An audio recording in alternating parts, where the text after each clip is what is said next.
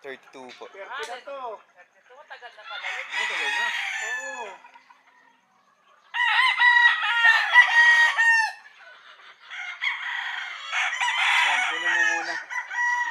Magandang hapon po sa inyong lahat.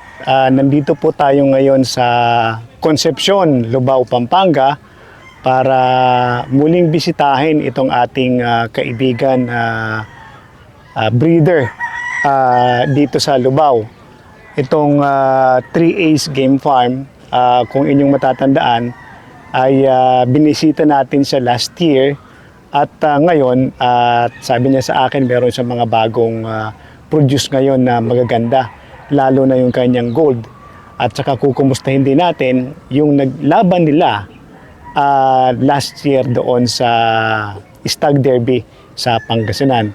Kaya mga aming taga-subaybay, samahan nyo kami para bisitahin at kumustahin itong owner at handler ng 3A's Game Farm na sila Pike at saka sila Mang Eddie.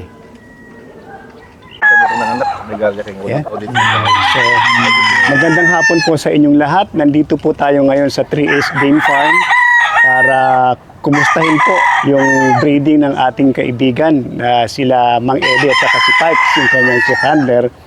At nakikita ko dito sa likod ko, wala akong itulak kabigin sa mga nakikita ko dito dahil napakaganda. So mamaya, pag umikot kami, talagang ma-appreciate ninyo yung mga manok nandito. Kasi dito, wala ka pong itatapon. Lahat po, puro magaganda.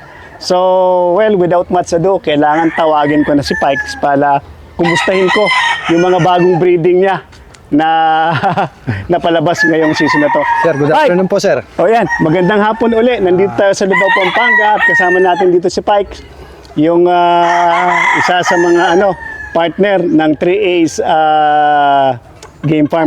So Pike, ano ba yung mga napalabas mo ngayon na season na to?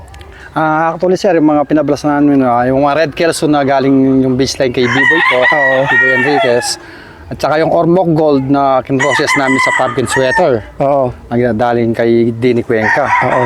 Tsaka mga Yellow Legadas namin, tsaka Raptor sweater po. So yun ngayon yung ginamit mo. Oo, tsaka White Kelso. So kasi kanina nung nag-iikot ako, nakita ko napakaganda ng mga gold mo dito. Yun po. So mamaya siguro ikutan natin para malaman natin kung ano itong mga gold na nandirito. Kasi sa unang tingin ko talaga mga picture cock po ito. So katulad ng nasabi ko kanina, parang wala kang itulak kabigin dito sa mga itsura ng mga ito. At ito pong nasa likod natin. So for sharing ito, no? Yes, sir. Oo, pwedeng i-up ito. Paunhan na lang. Opo, mga early bird lahat po yan. So ito lahat nandito ngayon ay mga early bird na po pwede kayong makakuha dito kay Pikes ng kanyang mga early bird. So paunahan na lang po. So minimum ng ilan? Mga 10 pieces po. Mga 10 pieces yung kanyang minimum para at least bultuhan. Wala naman ako yung masasabi dahil napakaganda po ng mga manak na to. So lakarin ho natin at ikutin ho natin para makita natin kung ano yung mga nandito mga linyada. So, Pikes, nakita ko, meron dito mga gold, Yan po, mga Ormoc Gold na nakaprocess sa pumpkin sweater po sila. So, ito ay Ormoc Gold, tapos Process ang po sa pumpkin. process niya sa pumpkin sweater. Apa. So, lumalabas yan 50-50, no? Apa. One half. So, lahat nandito, puro yan. Apa. Puro ito mga yan, full brothers to. Full brothers po sila. Oo. Dito le. So, mukhang marami kang napalabas ngayon ng mga gold, Opo. Napakaganda yung mga gold mo ngayon. At saka yung sukat nila, kung titingnan mo, ay medium to high. Ayan. Pang stag po talaga sila. Tamang-tama talaga ngayong stag season. So, meron kayong ilalaban ngayon, ng Opo. mga gold ngayong stag season.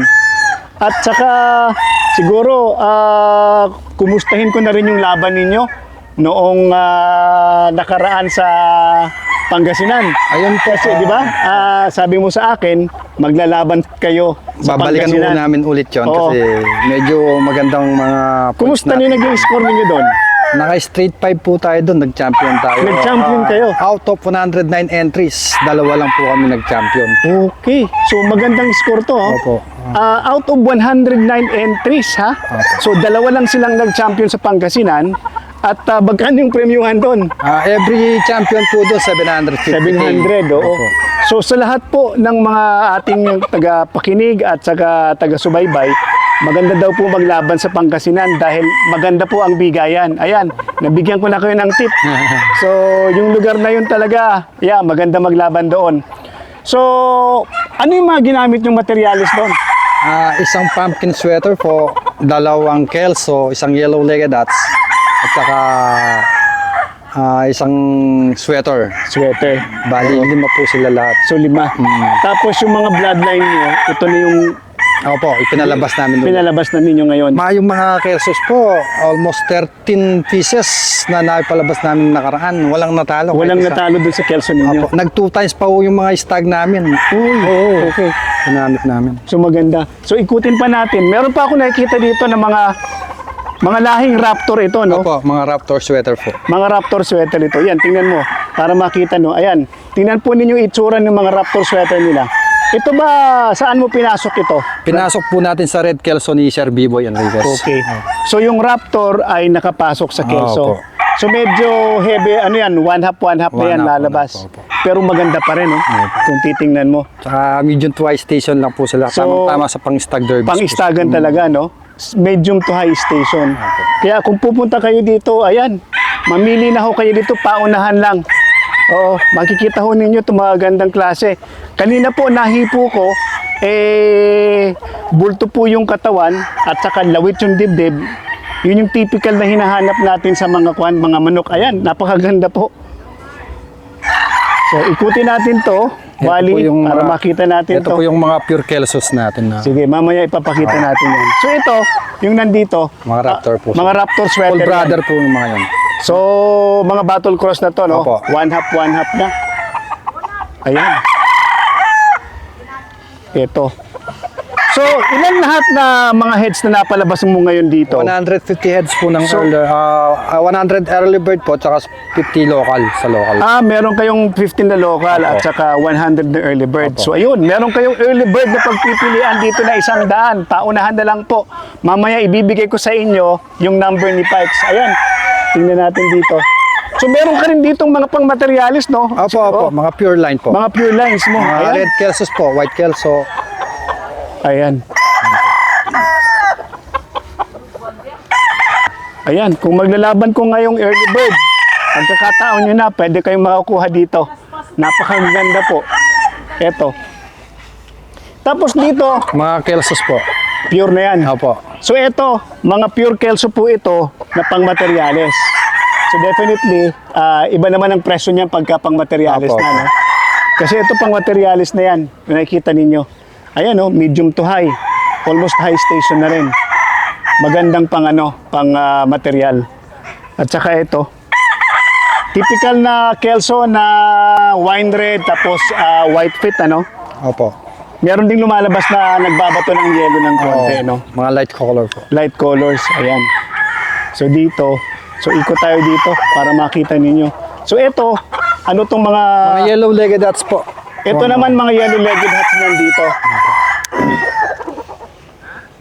Yan, mga yellow-legged hats. Oo. Tapos, itong meron mga ding gold. Golden po yan. Gold din yan. Opo. So, yan din yung mga kasamang gold. So, meron din kayong grace dito, no? Ayun, sir. Anong mga linyada ng mga grace nyo?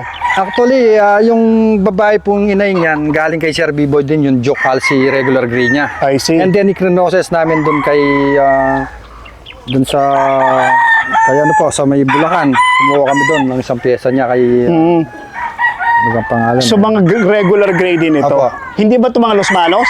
Los Malos po, doon namin nakuha yung broodcock. Pero yung inay, yung galing kay Sir B-Boy. Oo, yung inahin. Opo. Pero yung broadcast, Los Malos. Los Malos po. Oo. Halos, Joke Halsey na rin po yata. Joke Halsey rin, oo. Oo. Meron din ako nakita mga black doon, ano? Mamaya titingnan natin yung mga black mo. Pero ito, yan, ipapakita namin. Marami silang napalabas dito na na mga gold. Mas magandang kumuha kayo ng mga gold dito kasi nakita ko pagkagaganda at nakita ko rin yung palo nila kanina. Hindi lang tayo po pwedeng magbitaw kasi eh. So ayan oh. Yan, mga magandang itsura, magandang tayo, at saka magandang hipo din. So sa lahat po ng ano, nung nag-ikot ako kanina dito, sa lahat ng nahipong maganda ko, na nahipo, ito, isa itong yung mga gold niya dito, yung nakita ko maganda yung hipo niya. At yung silong, maayos lang. Ayan. So, ang dami mo ngayon dito mga gold. Halos karamihan na napalabas mo, mga gold, no? Kasi maganda po kasi yung process niya sa pumpkin eh. So, yun. Nagkaroon kayo ng idea ngayon, pagka meron kayong gold, pagka krinos ninyo sa pumpkin, sweater, more or less, yan din ang lalabas. Well, typically, kung ormok gold dyan, may halong kelso yan. Siyempre po. Oo. Yan po. Well, almost sweater kelso na rin siya. Oo, halos kasi yung ormok gold is pag nag-breed na rin ako yun sa katagalan ng pag-breed mo, lumalabas yung pagka-kelso niya. Opo, yan ang puti pa Oo. Kaya puti pa sila eh. Mga puti yung paa. So, itong meron ka dito mga black. Anong klase yung mga black yan? Mga ano po yan, mga SBR, super brown red. Ito yung super brown red. Process po namin dun sa ano, yung tawag doon, sa Peru. Peruvian. Opo. Maganda naman ang kinalabasan, medyo lumit sila kasi yung mga Peruvian, malalaki po talaga. Oo. Kaya lang, ginawa namin sa SBR. Binalik ninyo sa nanay ng binalik. Then after that po, babalik namin sa SBR. Sa para SBR. medyo mag-fit naman yung ano nila. Pero kung Malaki kasi katawan eh. maganda, lumalaki at saka bulto ang katawan yan, kaya kung titingnan mo, dahil may harong Peruvian, talagang ano yan, oh, high station lahat sila. Opo. Oo, Gaganda tsaka mabuto yan, mga yan. Oo nga po. Ayan. So ito, makita mo dito, ito, ano naman itong mga linyada na nandito? Ayan po, mga po. May mga streamer. Basta may mga stream, yellow-legged hats yan, Opo. na nakakross sa sweater. Opo. Napakaganda din ng itsura. Ayan. So, marami kayong napalabas na babae. Opo, sir.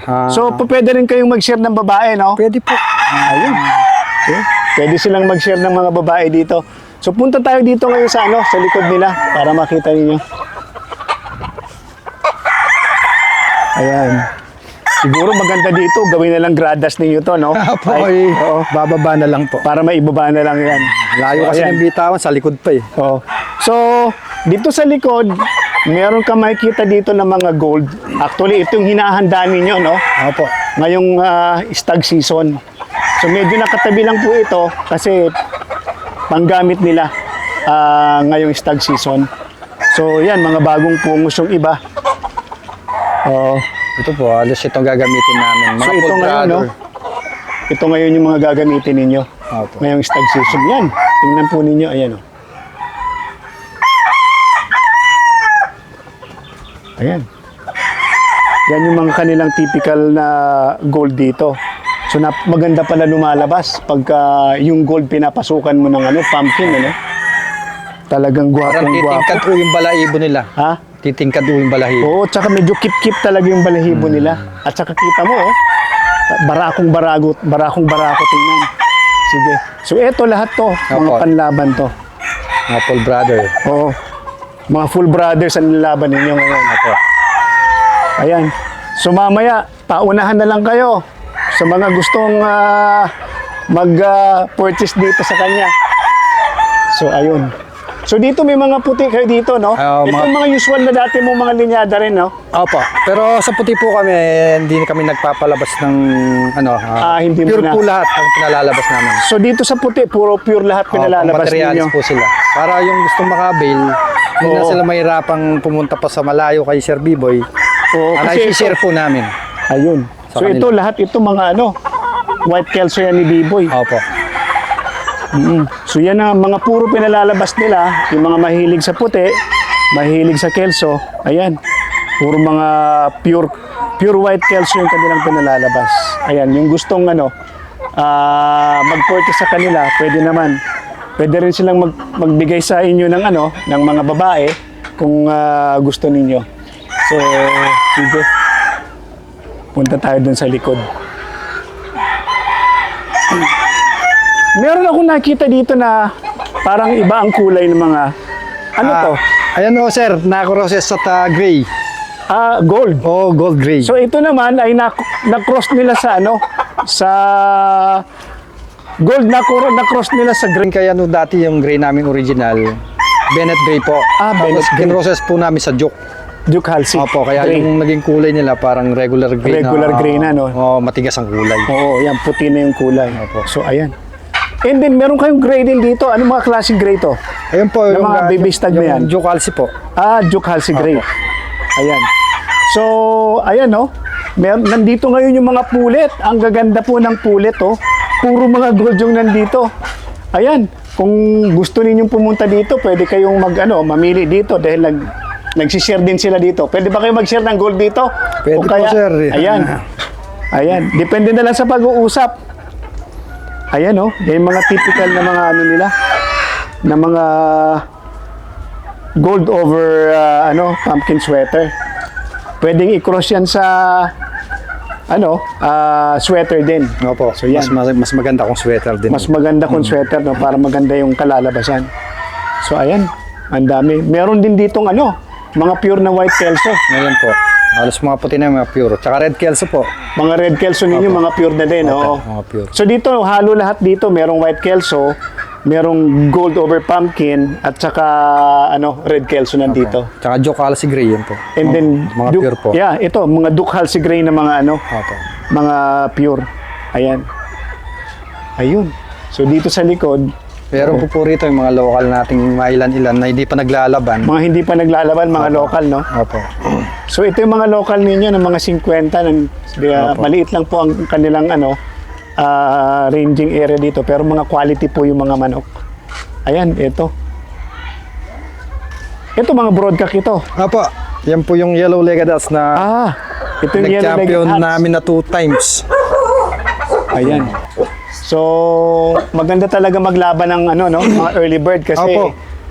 halos wala na mga manok doon kasi lugo na. So, talagang ang hinahanap ngayon tulog pa nga stag. Oo. So, ayan. So, mamaya kukunin natin yung number uli ni Pikes para kung meron kayong mga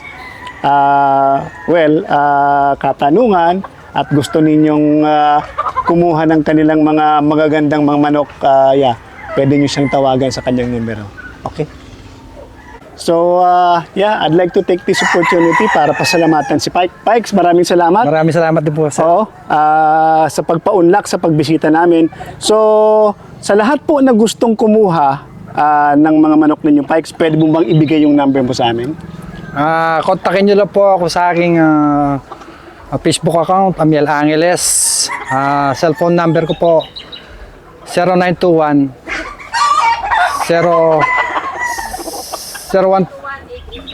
0921-8812. Ulitin natin yung numero mo. 0921-8812-055. So, ayan. O kaya, pwede kang kontakin sa Facebook account Opo. mo. So, ano yung Facebook account mo? Amiel Angeles po. Amiel Angeles, yun yung kanyang Facebook account. And punta po tayo dito kasi gusto ko rin pasalamatan si Pikes at si Mang Eddie.